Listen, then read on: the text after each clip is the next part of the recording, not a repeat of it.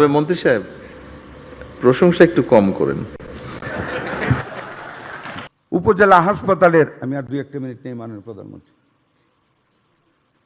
আপনারাই বলেছেন পার্শ্বে গর্জিয়ে ওঠা ক্লিনিকগুলির কথা। তবে মন্ত্রী সাহেব, প্রশংসা একটু কম করেন।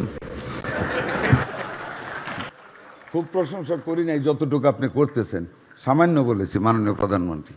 মাননীয় সম্মানিত ইউএচএফ বৃন্দ, আপনারা কিন্তু পারেন, ইয়েস ইউ ক্যান, এবং আপনারা তা প্রমাণ করেছেন। আমি শ্রদ্ধার সাথে বলবো যে করোনা আমাদেরকে জাতিগতভাবে নিঃশেষ করার পথে নিয়ে গিয়েছিল।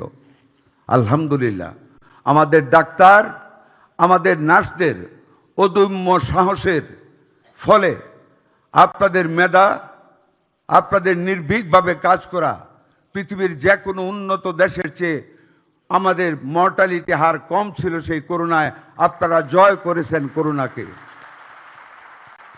গত 17 বছরের সরকারি অব্যবস্থাপনায়, মিজেলসের ভ্যাকসিনের অভাবে, অ্যান্টি রেবিস ভ্যাকসিনের অভাবে আমরা যে সংকটে পড়েছিলাম, মাননীয় প্রধানমন্ত্রী অনিদ্রায় বুকে রাতের অন্ধকারে আমাদের সাথে যোগাযোগ করে আমাদেরকে কাজে নিয়োজিত করেছেন।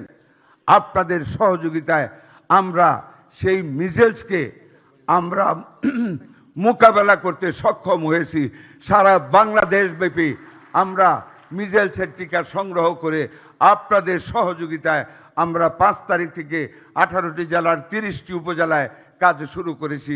গত 12 তারিখ থেকে ঢাকা সিটি কর্পোরেশন, ময়মনসিংহ এবং বরিশালে কাজ করা শুরু করেছি।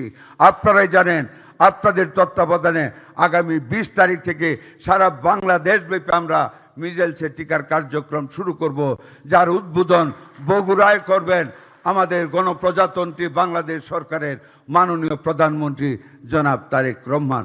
আমরা আপনারা বিভিন্ন স্পটে গিয়ে আমরাও সেই কাজের অংশীদার হব।